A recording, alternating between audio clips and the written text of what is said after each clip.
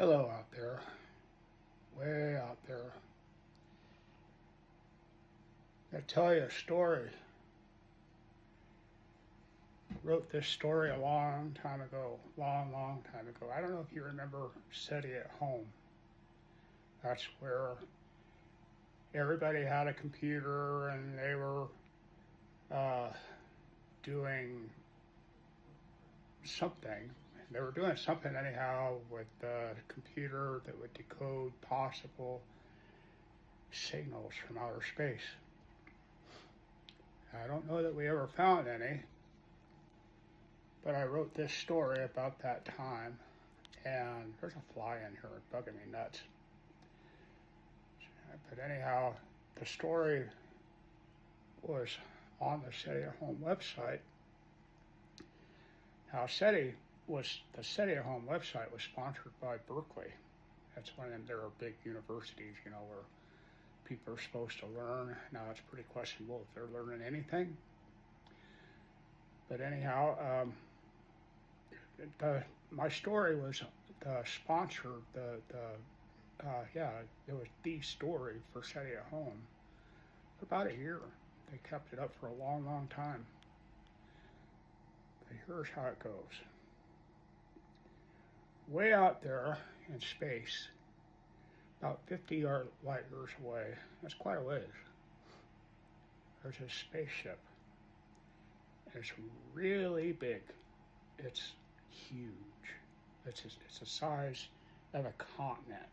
It is huge.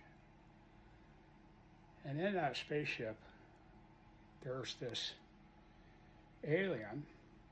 To him, he's not an alien. He's just a normal person. But to us, he's an alien.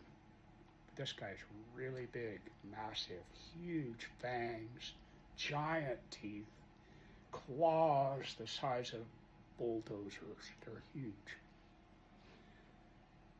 And he's sitting behind this big satellite dish. Now, this satellite dish is the size of a small town.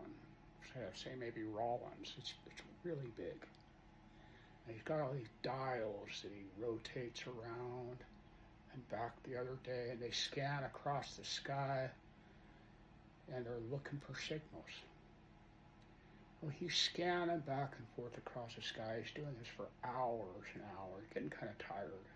Just back and forth with this satellite dish. And he hears a faint signal, very faint signal. Pretty soon he hears, "Lucy, I'm home," on this signal. So he quick locks in the coordinates for where the signal's coming from.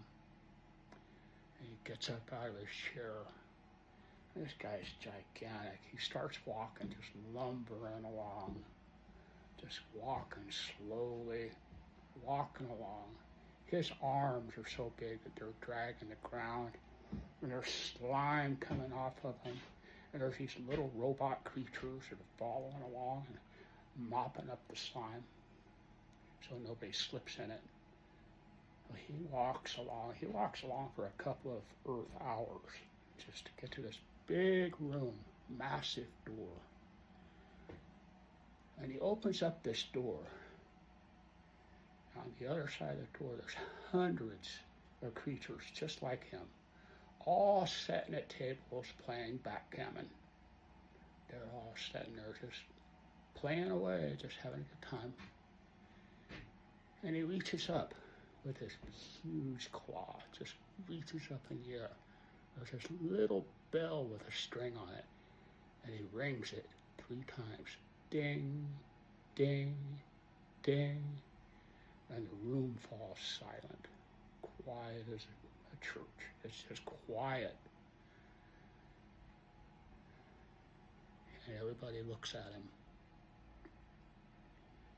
And he raises his claw up in the air, just up in the air like that. And he points in the direction of Earth. And he says, "Lunch."